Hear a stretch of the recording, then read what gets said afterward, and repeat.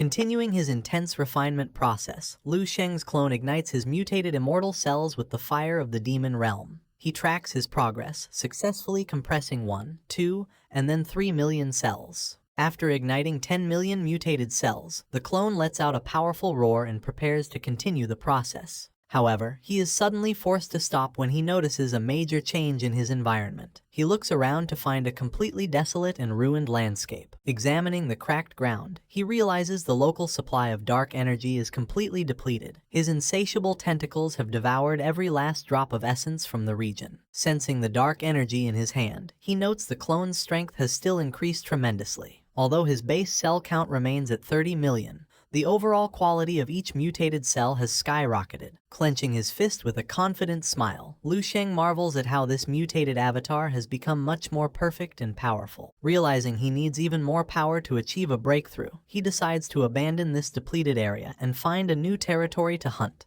and devour energy. Activating his power, the clone takes off, declaring it is time to continue his relentless hunt. As he travels through the dark realm, the massive tentacles on his back lash out, instantly devouring various monstrous beasts to fuel his growth. Before long, his continuous hunt brings him to an entirely new, untouched territory ready to be consumed. Upon entering the new territory, the clone is met with a bizarre sight. Countless monstrous alien beasts of all shapes and sizes are standing completely frozen and paralyzed. Unbothered by their strange behavior, the clone lunges into the herd. He unleashes a savage slaughter, throwing the area into absolute chaos as he ruthlessly tears through the monsters. Moving with terrifying efficiency, he commands his massive tentacles to strike, effortlessly piercing through multiple giant beasts at once to siphon their energy. As he prepares to refine his mutated immortal cells up to 15 million, he delivers a shattering punch to a nearby beast. A powerful dark energy wave washes over the area, drawing his attention. He spots a massive crimson storm erupting in the distance, scattering the lesser beasts in a panic. A colossal shadow with a single red eye emerges from the mist. Sensing its overwhelming pressure, the clone recognizes it as a level 13 general class beast, realizing he has trespassed into a local ruler's domain. The glowing core on the clone's chest suddenly lights up and squeaks in terror. Surprised, the clone questions why the body's primitive consciousness has emerged and why it is so frightened. Seeing the core tremble, the clone taps his chest and asks the primitive mind what it could possibly fear. He reasons with the terrified mind, noting his main body can easily crush level 13 experts with only 5 million immortal cells. With the clone's superior cell count, they have absolutely no reason to fear this opponent. Clenching his fist, the clone gives the primitive mind a stern ultimatum. He declares that if they cannot defeat a mere level 13 beast, this avatar is unworthy of being called his clone. Standing tall, the clone unleashes his supreme cultivation technique, the Path of the Dark Star. The ground shatters under the sheer weight of his surging aura.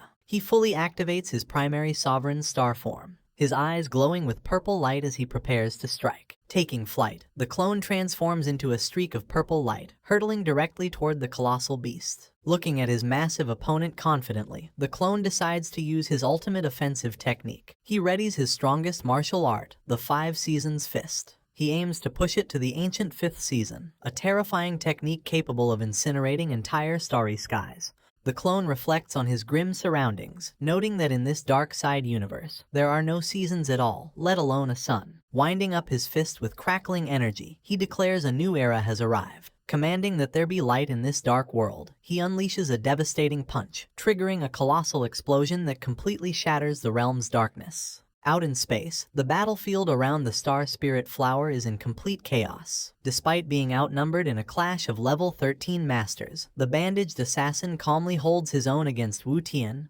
Babuluo, and Hai Ji Dao. The shockwaves from their battle are so intense that no other fighters can get near the combat zone. Nearby, the young elf Aonong Turing easily defeats a pirate. Turing notes there are 78 pirates remaining, but confidently dismisses them all as being far too weak to pose a real threat. Masha lands beside him, playfully noting he has already recovered from his injuries. She remarks that he truly deserves his reputation as Hai Jidao's talented disciple. She suggests they hold a competition to see who can defeat more space pirates. Turing confidently accepts the challenge, declaring he has no reason to fear her. He points out that the enemy expert's capture is just a matter of time, leaving only weak pirates for them to sweep up. He mockingly warns her not to cry when she loses the bet. Before Turing can finish, Masha sprints forward and dives straight into the pirate ranks. Exasperated, Turing shouts after her, complaining that she cheated by starting early. As the intense high-level battle continues, the bandaged assassin swings his blade, clashing fiercely with Hai Jidao's massive sword. Xiangqian contacts Babaluo, reminding him they must capture the pirate alive. She explains he will work with Hai Jidao to corner the assassin while Wu Tian blocks escape routes. Babaluo firmly acknowledges the plan. Inside the command center, Xiangqian gazes at the tactical monitor. Smiling with ambition, she realizes that securing this capture will guarantee her political future. She decisively presses a binding activation button. Outside, the Star Spirit Flower spaceship fires a colossal blue energy net directly into the void of space.